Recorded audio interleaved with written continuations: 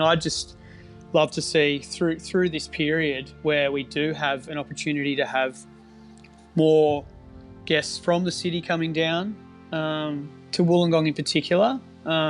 Just really want to see it help put us all on the map a little bit more.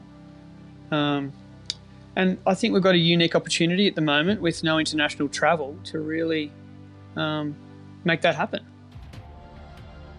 This is the Deep in the Weeds podcast. I'm Anthony Huckstep. During the series, we've spoken to regional operators who are experiencing a real boom as consumers head for the hills in lieu of heading abroad. We've discussed how restaurants in our capitals have been crippled by a lack of workforce in the CBDs. But what of our large regional cities with big populations, but in some manner still considered regional, like Newcastle and Wollongong in New South Wales? Andy Burns is the co-owner of Babyface Kitchen and 2 Smoking Barrels in Wollongong. Andy, how are you going? Good, how are you? Thanks for having me. Good, thanks for joining us. Wollongong's a pretty big city, and we often forget about how big it is with Sydney and Melbourne and Brisbane, sort of our large centres. What's the food scene there like just at this moment? It's definitely gotten better we've been open 5 years now at Babyface, 5 years next March. It's definitely gotten better. Lots of small bars around the place now, and there's definitely a good spot to kind of get one of everything, if you know what I mean. Good burger joints, etc. Progressing all the time, really, yeah. The pandemic has impacted many of our capitals, but Australia is almost COVID-free compared to many countries in the world. What was it like in Wollongong when the pandemic first landed?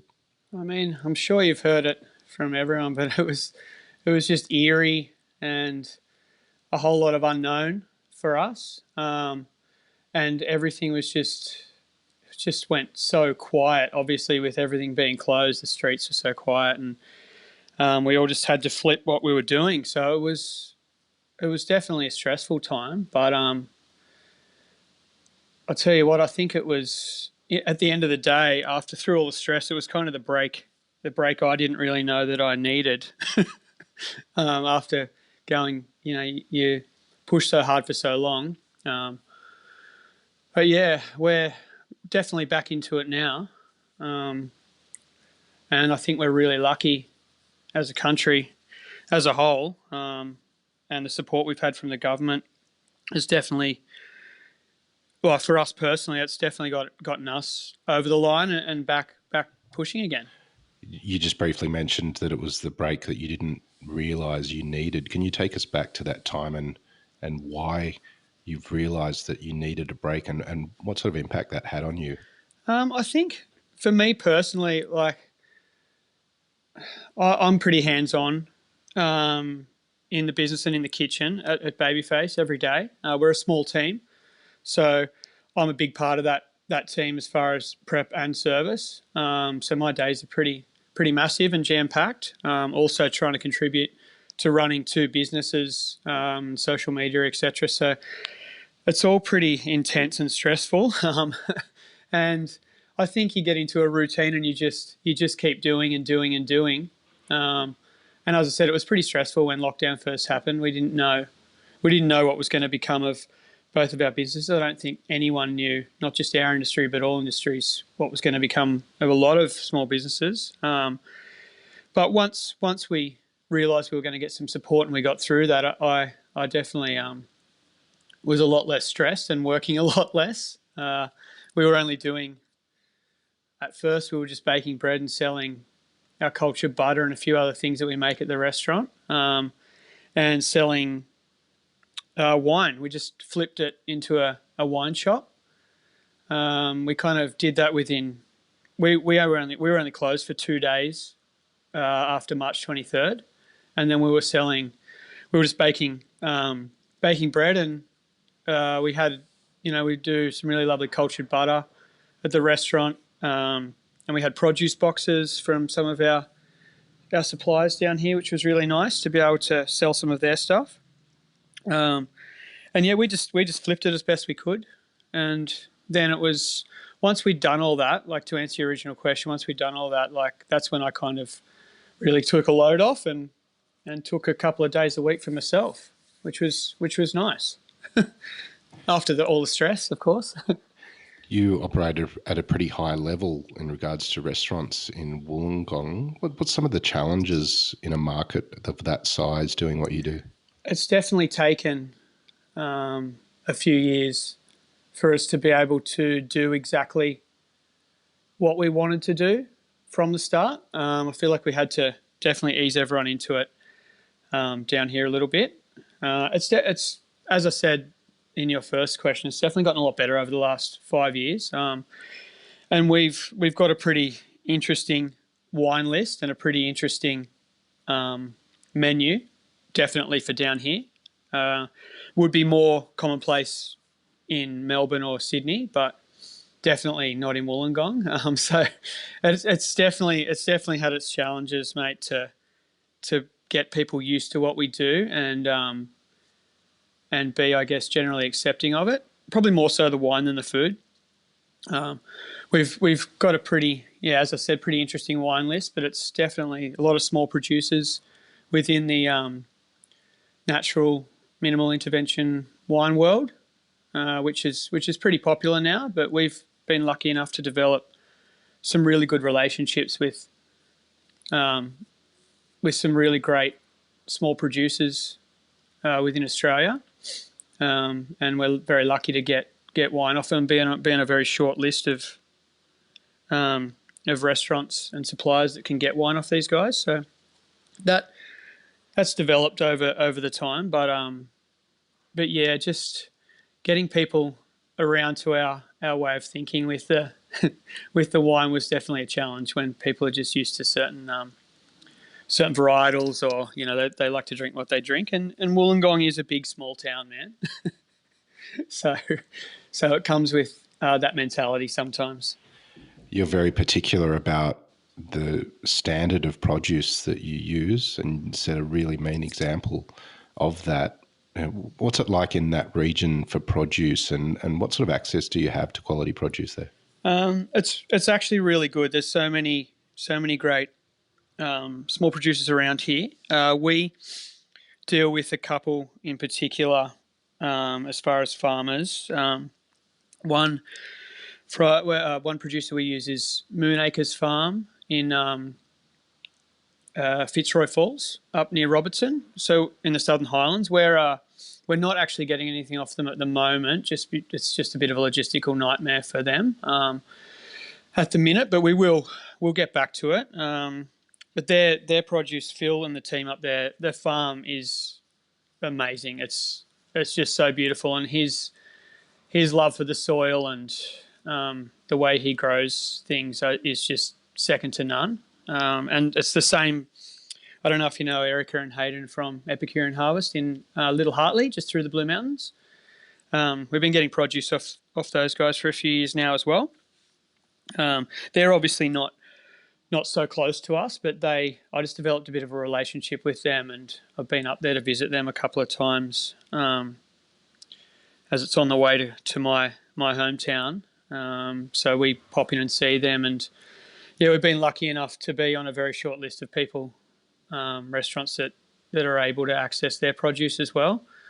So I just consider us super lucky. I mean, seafood and meat comes out of Sydney at the moment, from Costa at Martin Seafood and from Anthony at the team at Fix Meats. But as far as fresh produce down here, there are lots of other small farms down here that grow and do supply to restaurants. It is a bit of a challenge sometimes. You have to be able to switch your menu up pretty quickly to use these guys, even weekly sometimes, depending on what they've got. Because believe it or not, things contrary to the way our supermarkets function, things are seasonal, and they don't have everything all the time. But yeah, we definitely are pretty lucky down here. We've got the escarpment on one side of us and the ocean on the other. So we do a little bit of foraging for sea greens and stuff rather than buying them off our seafood producer, just because we can. 5 minutes from the restaurant, we can go and pick sea lettuce and samphire and sea blight and saltbush and all those types of things. So yeah, it's pretty lucky down here, considering we're only an hour and 10, hour and 15 from George Street in the city. Can you take us into the kitchen? You mentioned, how different the wine list is there compared to other restaurants in Wollongong, and also it took you a couple of years to be able to deliver what you wanted to deliver with the restaurant. Can you give us an idea of some dishes of what you're doing there in the kitchen? At the moment, on our set menu, our snacks, my wife sometimes tells me to dial it back a little bit because they can get pretty weird. But she also understands that. I mean, I think it's what it is for us is we have an idea and then I don't want people to come in. I want them to think it's weird, and then taste it and have there be some familiarity or nostalgia to it for them. And then they start their meal there and then they become more comfortable. But one of our snacks at the moment, for instance, was kind of born through COVID. We were doing a Sunday bake sale through COVID, which was hilariously busy, way too busy for us.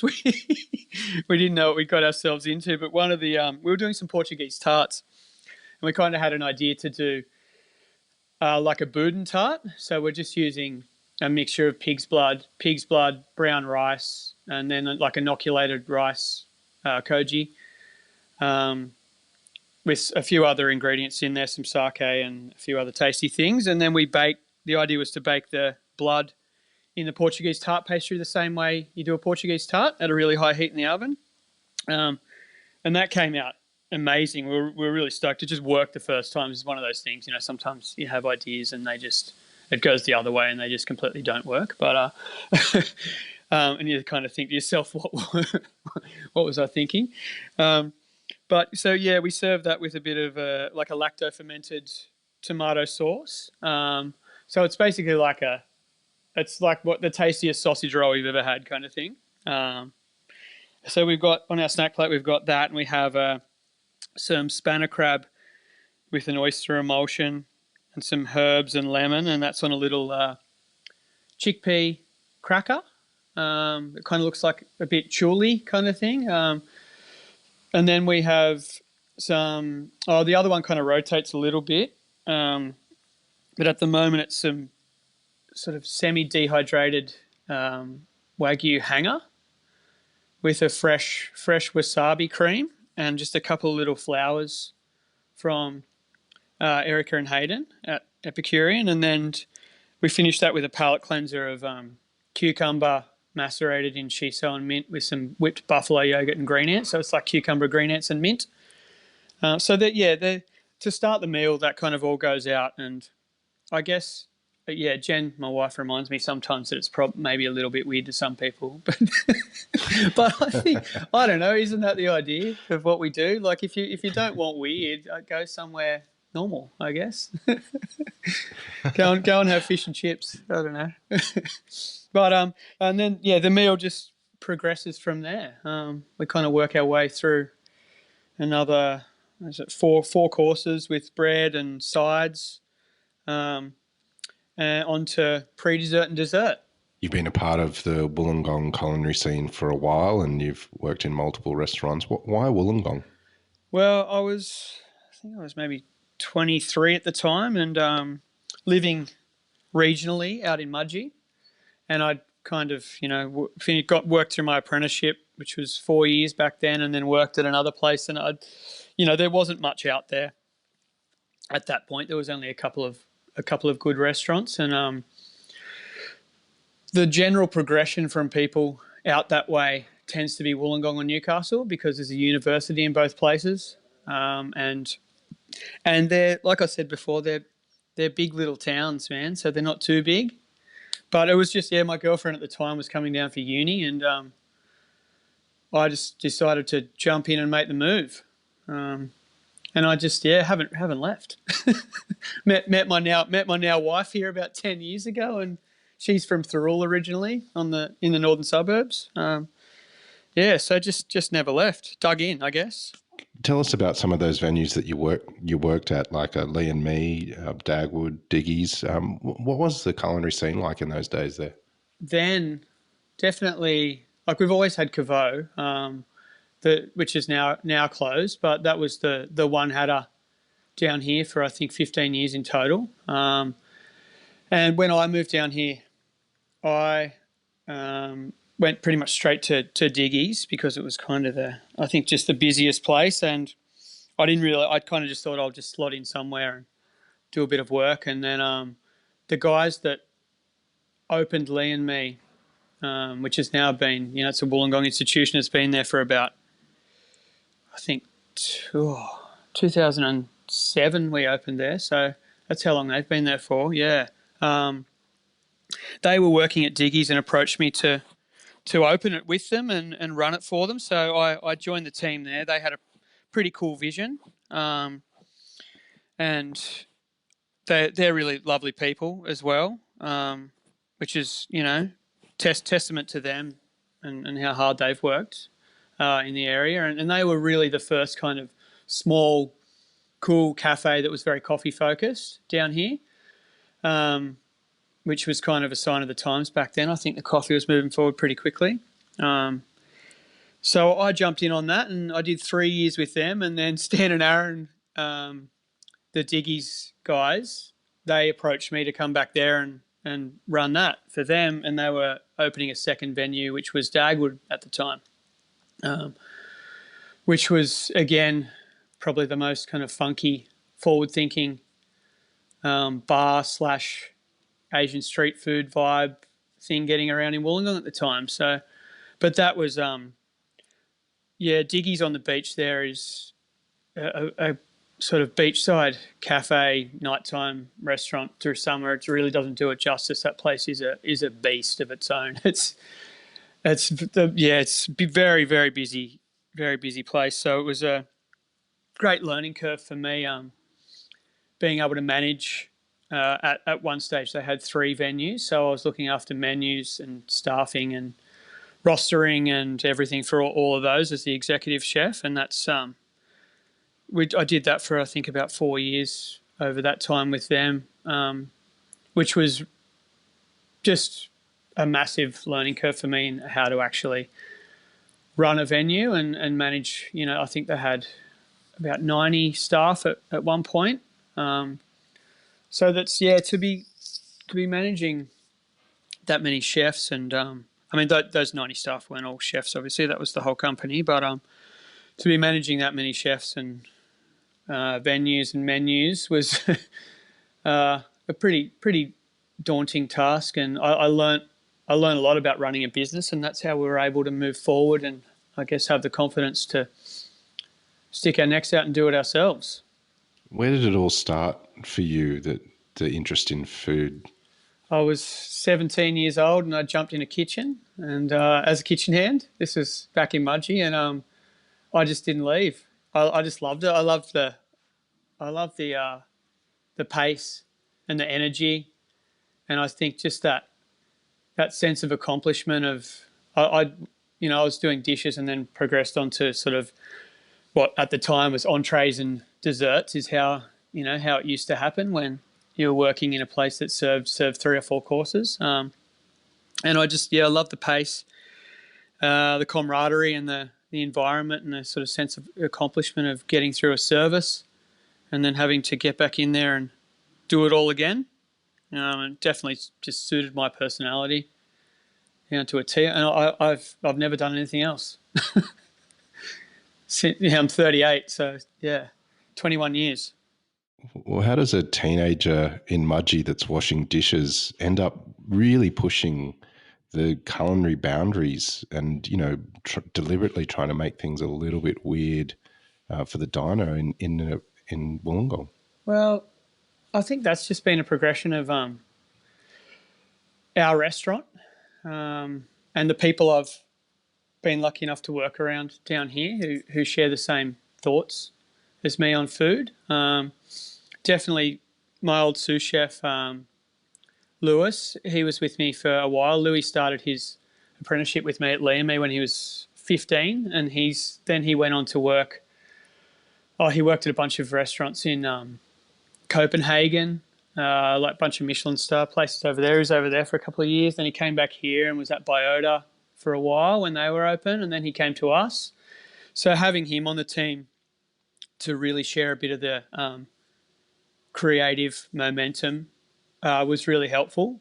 But yeah, I think just a progression of going down rabbit holes, whether it be, ferments, misos, and just a genuine love of good produce, good, interesting produce, and having access to that in Australia. We've got so many amazing things to cook with.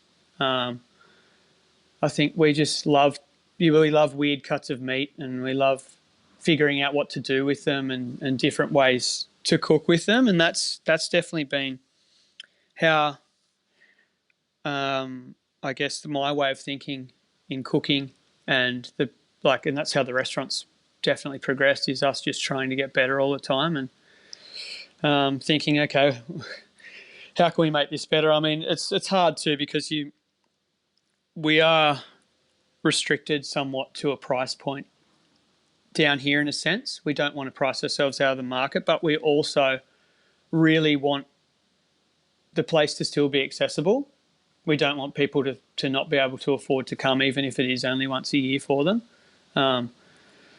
But we also, we need to be able to buy the produce we want to buy, which is ever increasing in price. But that's how the restaurant and my personal sort of journey over the last 5 years, that's how we've gotten to where we are. And yeah, as I said, I think just really lucky to have good people around me, and great people on the floor as well, pushing our wine program forward, and all of that coming together. I guess it takes time though, doesn't it? Any restaurant, I think, opened the way we opened. It's gonna change and move forward, and if it's not changing and moving forward, then I think it's then kind of run its course for me. That's that's my way of thinking. So we're always pushing. Well, Babyface Kitchen really does push the boundaries, but you've also got 2 smoking barrels, which is a very, very different proposition. Can you tell us a bit about that? Well, that's the idea of the place. We don't want to have Wollongong. I don't think it's not really big enough to have two very similar things, or 2 things. We didn't want to have 2 things at the same price point. And 2 smoking barrels was, well, I mean, it started at the same time. It started from a tiny little Yoda Wichita offset smoker that we bought from Nicholson and Saville that they got out from America for us, and then progressed to a 1-ton offset smoker made by Radar Hill here in Australia. But the idea is definitely what you said. We've got 2 very different price points, and one place is American barbecue. It's brisket and beef short ribs and smoked pork shoulder and burgers, pretty much fried chicken and burgers and tins of beer, and that pretty much sums it up. But the service is great down there. We also have a food truck that goes along with it, that's really well set up and that operates about 4 days a week. And we do, I'm not sure how many, but we do a lot of weddings and different catering things each year. So 2 smoking barrels is definitely a massive part, if not the bigger part, of Burnsbury hospitality. And my brother-in-law Gav, he looks after all that. He does all the food down there, along with he's got a sous chef down there, Dan, who does the day-to-day running when Gav does all the driving. The food truck's like a 2.5-ton towable food trailer, so it's definitely a bit of responsibility to be running around in that thing. And it's also the barbecue's damn hard work. It's labour intensive. Gav starts very early in the morning and finishes late at night. So I think it's definitely something that the owner the owner has to take a bit of responsibility for if you want to own a barbecue joint. It's hard work. Tell us a bit about American barbecue because it's really based on that sort of low and slow cooking. What was the challenges in getting that up and running and getting it spot on? Well, I think we started again. That was like 5 years ago. So it was pretty new to Australia as well at that time, and then it became a bit of a craze. I think with all the TV shows. I first ate barbecue in North Carolina at a place called Allen and Sons when I was over there. I travelled through America and we drove from I think Miami or down south there all the way up to Raleigh, and there's a lot of barbecue through there. And I just really love I love the process and the time that goes into it, and it's pretty hard to get right. I think there's definitely a level of skill, definitely on a commercial scale when you're cooking. I mean, Gav has taken it to a whole nother level than what I have anything to do with. I claim no responsibility for what he gets up to down there. He's cooking gargantuan amounts of brisket and pork and ribs every day. So they're on a pretty tight schedule with their capacity down there. But we really just love the end result you get. I think it's super unique.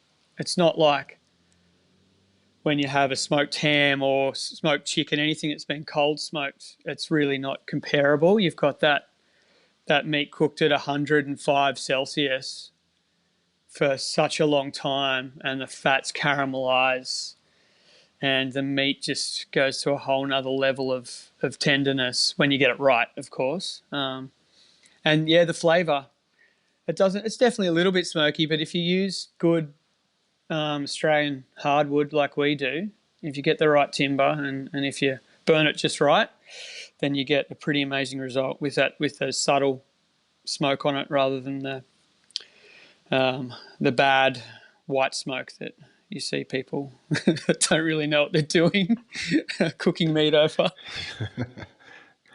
We've spoken to some regional operators who've been experiencing a real boom. You're only, as you said earlier, only about an hour and 10 from George Street in Sydney on a good day with traffic. How important is the sort of out-of-town crowd for a restaurant like yours, and what's this period been like in regards to clientele from out of town?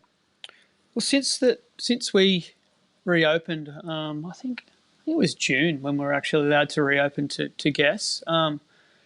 But we've consistently never been busier. Where we were turning bookings away last night on a Wednesday night, because we just can't fit everyone, and we are at reduced capacity to what we used to be. But in saying that, we've also increased our price and changed our offering, and now we're kind of happy with the amount of tables we have in the restaurant anyway. It gives the guests a bit more space. So we've been consistently busier, which is obviously great for business, and we've definitely seen.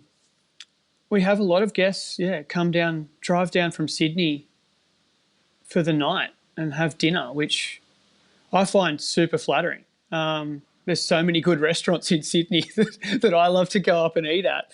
I guess they've got access to them, more consistently, but then they drive down here to have dinner at Babyface, which is really, it's lovely.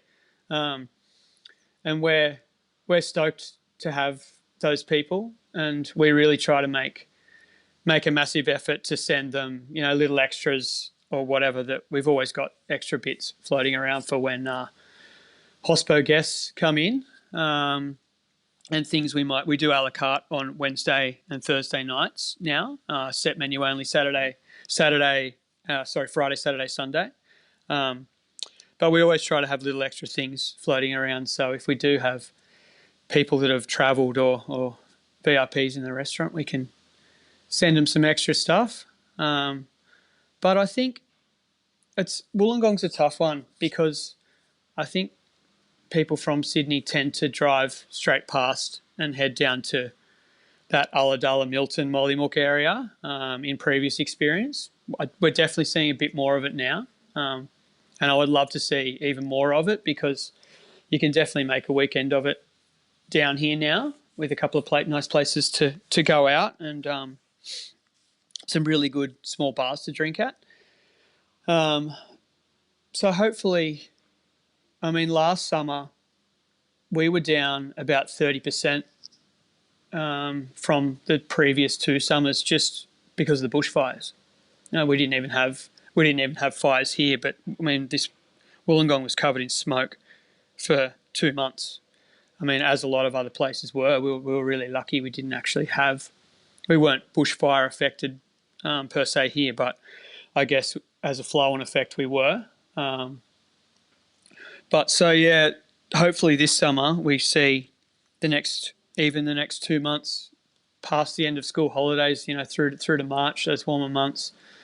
Hopefully Wollongong and the further south coast that really, really was devastated by the bushfires. Hopefully everyone can have a really good few months and, push into next year better than ever, better and stronger than ever, and being able to, progress their restaurants because of it.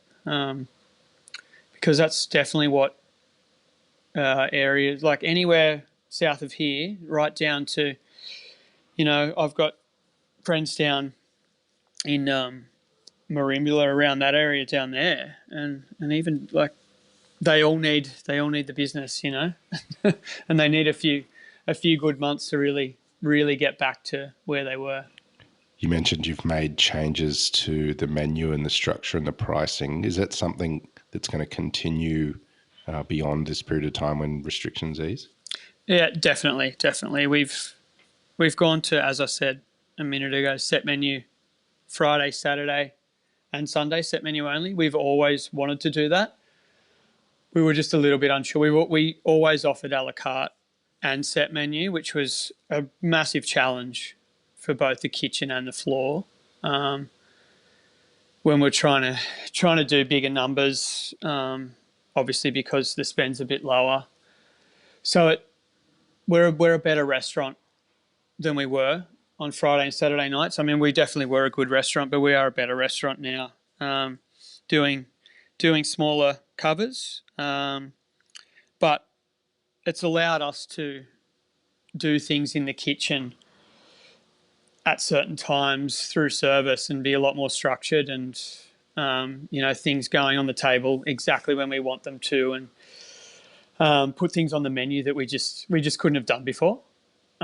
Because obviously the prep's more focused to less dishes, and so that's definitely not going to change. We do like having that Wednesday, Thursday a la carte offering. We do have die-hard regulars that only come in for a la carte because there's certain things on that menu that they just they just have been eating for years and love. So we don't. And I said before, it allows people that don't want to come in and spend $100 on food and then $70 on a beverage pairing on Friday and Saturday. They can come in on Wednesday and Thursday. They can sit at the bar and just have some snacks and a couple of glasses of wine, and we don't want to lose that.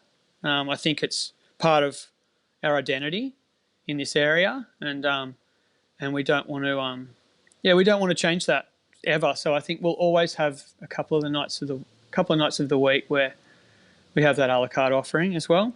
Your restaurants are a real family affair and very hands-on, and you're incredibly busy, but you had that chance to sort of relax and step back and get some time off and have a break. Has that break changed the way you see your role and the way that you guys operate as a business? It's definitely changed the latter, like the way we operate. As a business, I think it's changed the way we operate logistically with staffing, etc. We've tried to simplify things a bit and lower our overheads a little bit because obviously that's a massive part of, our outgoings need to be and need to be in the right spot. And it made us rethink all that. It definitely didn't change our personal roles within the business. I still do the same thing. My wife Jen, she takes care of our all our bookkeeping basically. Like we don't have a bookkeeper. Jen does all our back of house wages, payroll, and everything. And she's a real whiz at that. So we're really lucky in that sense. She's also decided through lockdown that she wanted to study again. So she's doing an MBA at the moment. So she's running back a house for two businesses and doing a master's at the same time. So she's insane. But super proud of her for that. And then Gav's super busy. He's just really hands on with the barbecue and the running of the food trucks, and that hasn't changed post lockdown. But it definitely made us sit down and really go through everything with a fine tooth comb, and we definitely had to think about what, if this happens again, what would we do, and how could we make things more viable without people sitting in the restaurant. So that was pretty interesting. Our wine shop worked really well, and we've got a lot of unique little products that we make in the kitchen that we can definitely sell if this was to happen again. So it made us develop a plan for if and when, I feel like maybe this is going to happen again at some point. I think a lot of people feel that way now. So I think it's smart if you want to be a restaurant owner. We all shouldn't fall on our faces after having to be closed for a couple of weeks. Like we should be able to do that and confidently have enough money to reopen. And the sad reality is that wasn't the case for some people.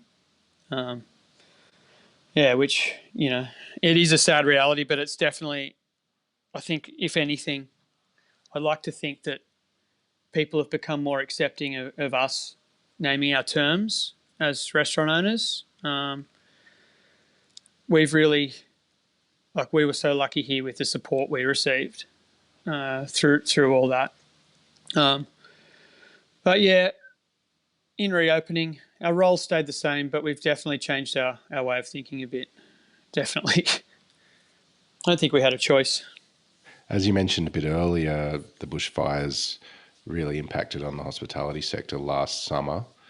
We just jumped into summer again a year later after a hell of a year. But what do you hope for this summer? I just want to see, I touched on it a minute ago, but I just, really want to see good consistency, like within Wollongong. It's a crazy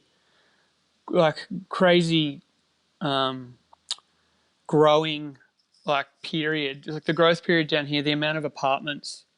I don't know who's living in all these things. It's insane. Like I look out my window at the moment and I can see there's 4 20+ story apartments that have gone up in the last 18 months that I'm just looking at out my window. So there's a lot of growth down here. And we want to see constant growth in the area, like not only in the population, but in people actually wanting to come here and dine and take the venue seriously down here. We are regional. It's such a weird, we've got the Southern Highlands an hour away from us, which is considered very regional, and then we're this regional city that kind of sits in, I feel like, a bit of no man's land. When it comes to reviews and a bit of publicity, we've been lucky enough to have people like Mike Benny and Lou Dowling from P&V and Giorgio Di Maria, and so many wonderful collaborations, restaurants like Pilot in Canberra and Love Tilly Divine. We've done so many wonderful collaborations with people that have helped put our name out there. And I just love to see through this period where we do have an opportunity to have more guests from the city coming down to Wollongong in particular. Just really want to see it help put us all on the map a little bit more. And I think we've got a unique opportunity at the moment with no international travel to really make that happen. Well, Andy, I hope it does happen. And you're right; it's not very far away, Wollongong, and it's actually quite a big city with a lot to offer and some pretty amazing beaches as well. It's not a bad spot at all, mate. We've loved having you on Deep in the Weeds to share your story. Please keep in touch, and we'll talk again soon. Thanks so much, man. Lovely to chat. This is the Deep in the Weeds podcast. I'm Anthony Huckstep. Stay tuned as we share the stories of Australia's hospo community, suppliers and producers in search of hope during this pandemic. Special thanks to executive producer Rob Locke for making this all happen. Follow us on Instagram at Deep in the Weeds Podcast or email us at podcast@deepintheweeds.com.au. Stay safe and be well.